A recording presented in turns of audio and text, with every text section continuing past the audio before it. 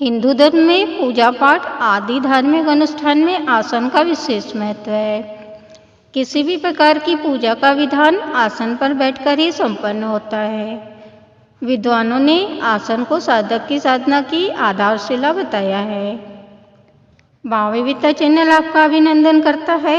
आपके सहयोग की अपेक्षा के साथ हम प्रस्तुत कर रहे हैं हिंदू धर्म से संबंधित एक और महत्वपूर्ण वीडियो।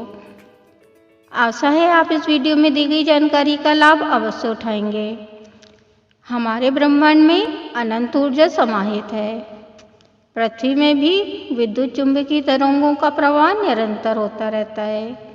जिस समय साधक के द्वारा पूजा अर्चना मंत्र जप ध्यान साधना आदि किए जाते हैं, उस समय उसके शरीर के अंदर एक प्रकार की दिव्य विद्युत तरंग शक्ति उत्पन्न होती है। यदि पूजन का विधान बिना आसन बिछाए भूमि पर बैठकर संपन्न किया जाता है तो ऐसे में शरीर का सीधा संपर्क पृथ्वी से स्थापित हो जाता है और पृथ्वी की आकर्षण शक्ति के कारण साधक के शरीर में उत्पन्न हुई सकारात्मक विद्युत शक्ति तरंगें पृथ्वी में प्रवेश करने लगती हैं, जिससे साधक को नकारात्मक प्रभावों का सामना करना पड़ता है। इससे साधक द्वारा अर्जित की गई ऊर्जा का अधिक मात्रा में व्यय हो जाता है और साधक को शारीरिक एवं मानसिक क्षति का भी सामना करना पड़ सकता है। अतः कभी भी पूजा पाठ आदि भूमि पर बैठकर नहीं करना चाहिए। हमारे द्वारा पूजा में इस्तेमाल किए जाने वाले आसन हमारे शरीर मन मस्तिष्क यहाँ तक कि हमारे संपूर्ण जीवन पर ही अपना प्रभाव डालते हैं। यदि हमारे द्वारा बैठने के लिए उचित आसन का चुनाव नहीं किया जाता है तो हमें अनेक प्रकार की परेशानियों का सामना करना पड़ सकता है। आसन के महत्व को बताते हुए गुरु गीता में स्वयं श्री भगवान शिव जी ने माता पार्वती से कहा है कि वस्त्रासने च दारिद्र्यं पाषाणे रोग संभव मैदिन्याम दुःखमाप्नोति काष्ठे भवति निष्फलम। अर्थात कपड़े के आसन पर बैठकर जप करने से दरिद्रता आती है तथा ध्यान ठीक से नहीं लगता। पत्थर के आसन अथवा पथरीले स्थान पर बैठकर साधना करने से रोग होते हैं। भूमि पर बैठकर जप ध्यान आदि करने से दुख की प्राप्ति होती है। लकड़ी के आसन पर बैठकर की गई साधना निष्फल होती है।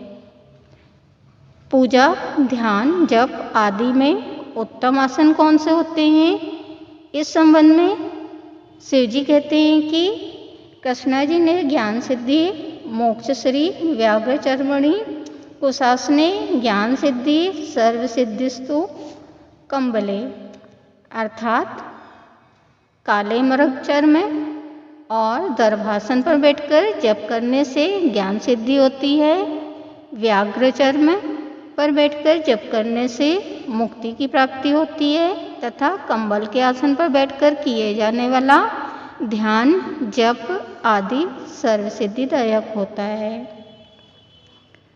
सर्व सुखदायी आसन के बारे में बताते हुए शिव जी आगे कहते हैं कि कुशेरवा दुर्व्या देवी आसने सुख कंबले उपविश्य ततो देवी जपेदेकाग्र मानस है।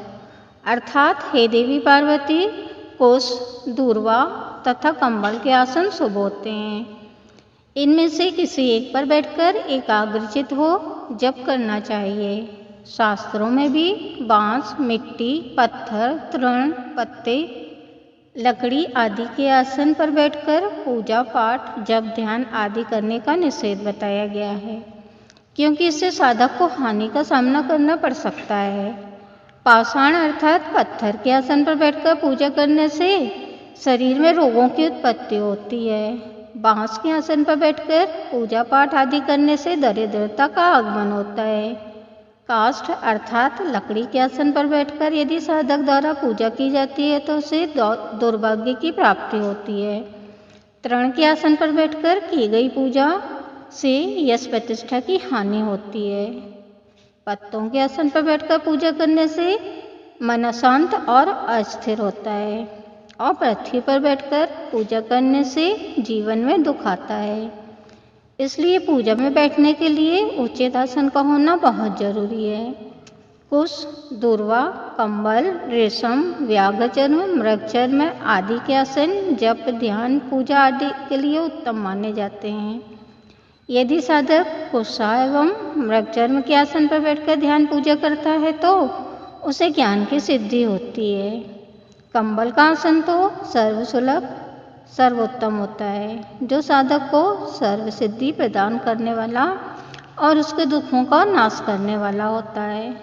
शास्त्रों में कुश के आसन अथवा कंबल के आसन पर बैठकर ही पूजा, ध्यान, जप आदि करना श्रेष्ठ फलदायी बताया गया है। इस प्रकार हिंदू धर्म शास्त्रों में पूजा पाठ से संबंधित अनेक महत्वपूर्ण विधान बताए गए हैं, किंतु इन महत्वपूर्ण जानकारी से आम व्यक्ति पूर्णतः अनभिज्ञ होता है। यही कारण है कि उचित जानकारी के अभाव में उसे उसके द्वारा किए गए जप, व्रत, ध्यान, पूजा आदि का वांछित फल प्राप्त नहीं हो पाता।